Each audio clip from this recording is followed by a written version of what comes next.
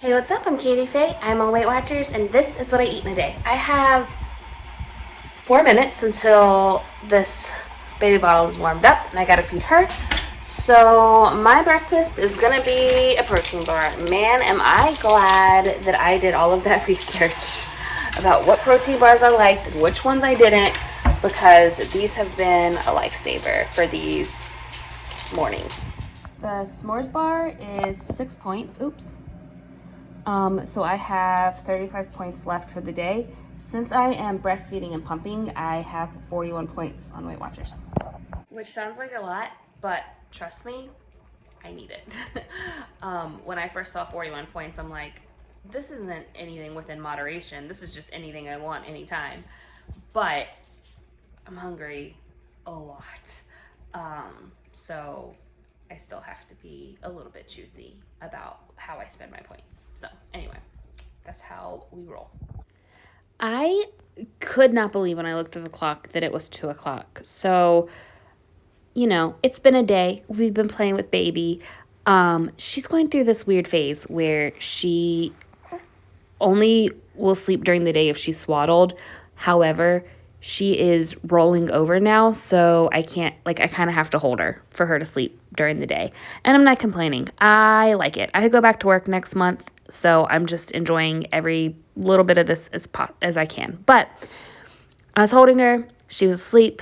I was hungry. And I was like, oh my gosh, it's 2 o'clock. So here we are making one of my favorite, little recipes that I've had forever, but I haven't made it in a while because it uses sun-dried tomato pesto. And we used to shop exclusively at Kroger. For whatever reason, they stopped selling the sun-dried pesto. They only sold the basil pesto. But when Lucy was born, a friend of mine gifted us a Walmart Plus subscription so that we get all of our groceries delivered for free. And guess what? Walmart does have the sun-dried tomato pesto. So what it is a whole wheat pita pocket. I use the cheap brand. I'm not trying to get fancy with it.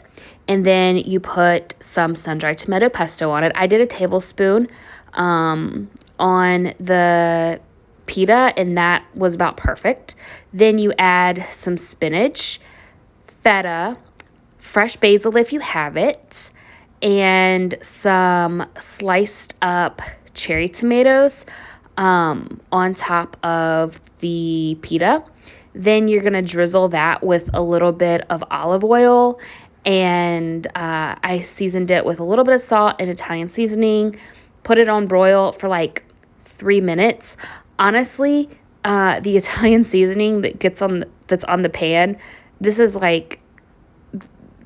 is sketchy, but the Italian seasoning that gets on the pan, not on the pizza, starts to burn, and I can smell it, and that's how I know it's done, when the Italian seasoning starts to burn. So it's about 3 minutes. That's probably a better way to know that it's done. Anyway, I did sprinkle a little on mine. I put a little olive oil on the pizza before. I forgot about the tomatoes, and then I put a little extra on after the tomatoes just because that really does help the tomatoes cook, or the flavor of the tomatoes taste like roasted almost. I don't know. It's really good. This thing tastes like so gourmet. It has no business tasting as good as it does and being as easy as it is to make.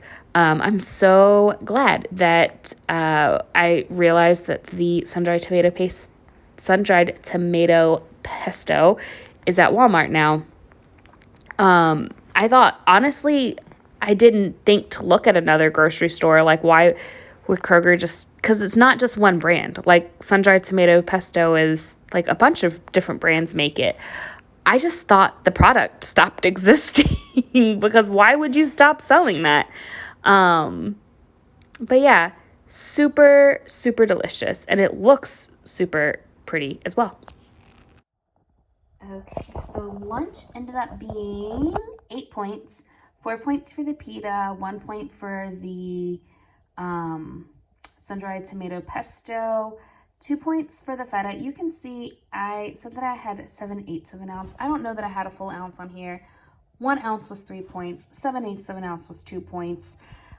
I did 7/8 of an ounce. Next time I'll do 1 ounce and try and like do an every other rotation maybe to keep it honest. I don't know.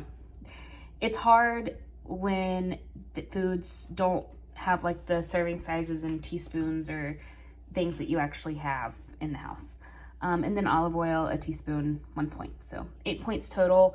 If you don't have 8 points to spare, I've also made this on a tortilla before and it's very good. It doesn't taste quite as like gourmet fabulous with a tortilla, but it does taste very good. So yeah, I'm gonna go change Lucy's diaper, then I'm going to devour this because I am starving. It's 3:30, so I'm gonna have this Powerball. It's like peanut butter, oatmeal, flaxseed, chia seeds, bunch of different stuff. Surprisingly filling. Like, it looks small, but it has some sticking power. I think because of the flaxseed and the peanut butter, there's some protein in it. It is 5 points for one. And this is my last one. So hopefully, if there's time tonight at the end of the night, I'll make them and you'll get to see the recipe. If not, I will link the recipe for them below. Dinner tonight is super speedy just because I'm not making anything you don't know how to make. I'm reheating some frozen chicken noodle soup and having grilled cheese along with it. Full disclosure, this dinner, usually one of my low point foods. When I was planning out my day, I thought, yeah, dinner's gonna be practically nothing. I'm gonna be able to have a snack attack tonight if I need it, which I still can because there are 0 point foods. But full disclosure, this dinner ended up being 22 points. And the reason is I made the soup 3 weeks ago before I joined Weight Watchers and froze it. And so I used chicken thighs instead of chicken breast, which added a few points. And then I also did cheese tortellini instead of like the whole wheat egg noodles that I would usually do. And I used a lot of cheese tortellini, so it is what it is. Made the soup 8 points. Usually chicken noodle soup is like 2 points for me when I make it, so there's that. And then the grilled cheese, I used sourdough bread instead of whole wheat bread. I ate a full sandwich instead of half a sandwich like I would have done when I didn't have 41 points. So this meal is pretty expensive on Weight Watchers. However, if you are not breastfeeding and you don't get 41 points a day, just know you can have the same exact meal for a lot less. The soup, I froze it, like I said. I'm working on getting some freezer meals ready to go for when I start back work next month. And this soup was one of the experiments that I was doing because I was researching like the best way to freeze soup. And they do make special like ice cube trays that hold 1 cup of soup per cube. And I almost bought them, but then I saw a lot of people saying, you don't need that. Just put your soup in an airtight container, leave a couple of inches for it to expand in the freezer, and stick it in the freezer as is. And we have the delis that we use, and they work really well. So that's what I did, and I'm glad I tried that first. Saved myself a little money. Don't need the special ice cube tray. This turned out perfect. So, I will say I did lose a little bit of moisture. So I had to add in a cup of chicken broth, except I didn't have a cup of chicken broth, so I did water with a teaspoon of chicken bouillon powder in it.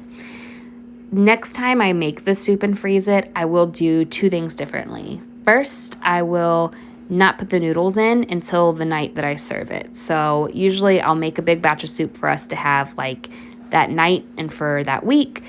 I'm going to reserve whatever I'm freezing first and then add the noodles for the dinner that we're having that night. That way when I thaw it out and have it cook it, a few weeks later, then I'll just add in fresh noodles That way it doesn't like soak up all of the liquid in the cup. And then the other thing, I don't know if you noticed, I just kind of thawed it enough for it to slide out of the deli, and then heated it up that way in the pan. And I think that I lost a lot of the liquid to evaporation that way, just because the big ice cube chunk was still defrosting in the middle of the pan, but then the little bit of liquid that had already defrosted was just sitting there simmering away for longer than it should have. So next time I freeze this, I will try my best to thaw it fully. And life doesn't always work that way, but I will try my best to thaw it fully before heating it up to eat. And I think that will make all of the difference. As far as the grilled cheese, I made no attempts to make it less expensive on Weight Watchers. I just used sourdough bread, cheddar cheese, and mayonnaise. I did use avocado mayonnaise. I'm not sure points-wise if that made a difference, but I bought some avocado mayonnaise like about a month ago, just thinking like, even if it's not like necessarily healthier than regular mayonnaise or worse than regular mayonnaise, or however you want to phrase it, that at least like avocado is a healthy fat. So I thought maybe there may be a win there, and I actually like the flavor a little bit better. So that's why I used that. And that is a 22-point dinner. Usually chicken noodle soup is a lot healthier. I would use half a grilled cheese instead of a whole grilled cheese, but I had the points tonight, so I'm using them. But the sourdough bread, 7 points for 2 slices. The cheese, 5 points for 1.5. I use mayonnaise on the outside of the sandwich. It is 2 points for the mayo. And then the chicken noodle soup with thighs is 8 points. So if you wanted to lighten this up and make it less points, you would use chicken breast instead of chicken thighs in the soup, maybe a whole wheat pasta instead of the cheese tortellini, and then, like I said, half a grilled cheese sandwich. But I had the points tonight, so this is what we're working with. I am so glad that tonight I found time to make these energy balls. They are so amazing to have on hand, especially with like a baby. We're still getting used to routines and all of that stuff, and it's just nice to have something that I can like open the refrigerator, one hand, grab. It's got some protein in it, so it's not just like a random fruit or vegetable, and it, like I said earlier in the video, it really does stick with you. Even though it looks like it's a small treat, it packs a punch. Love them. And they don't taste like they're healthy either. They taste like candy. I will leave the recipe down below, but right now I will tell you what it is. It is 1 cup of old-fashioned oats, half a cup of peanut butter, half a cup of ground flaxseed, half a cup of chocolate chips, a 1/3 cup of honey, 1 tablespoon of chia seeds, and 1 teaspoon vanilla extract. Now that you have the recipe, you should know I've never followed it. Even tonight when I made these for this video, I added some hemp hearts to add a little extra protein because I had them in our cabinet and I don't want them to go to waste, but I don't know what else to put them in, so I added some hemp hearts. It is what it is. Some other things I've added, I did a charcuterie board over Christmas that had dried cherries. I added the rest of the dried cherries in there, and those were really good. It was like a little peanut butter and jelly kind of thing. I've seen people do M&Ms instead of chocolate chips. We haven't had vanilla in our house in months, so we haven't added the vanilla to them, and they taste fine without it.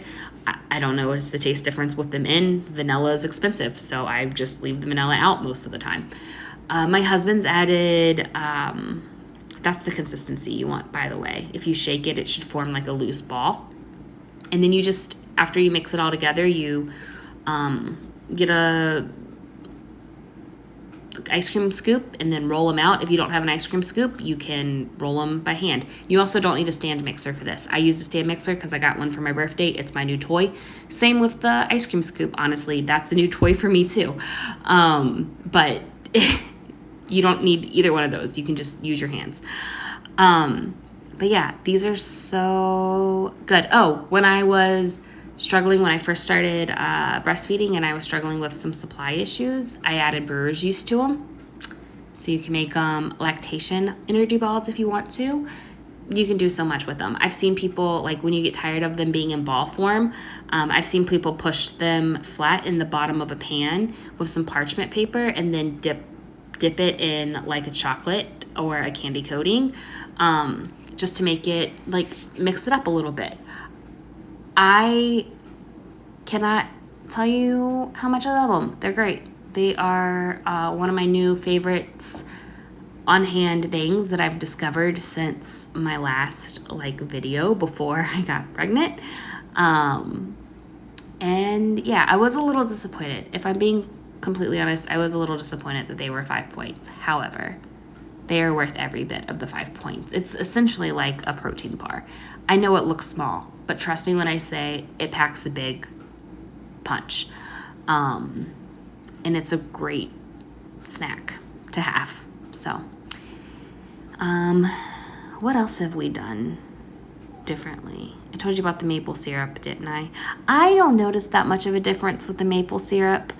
But I have, we've ran low on honey and did half honey, half maple syrup. So that's a great option. But maple syrup's expensive and I don't see the point in adding it because I don't notice the taste difference that much.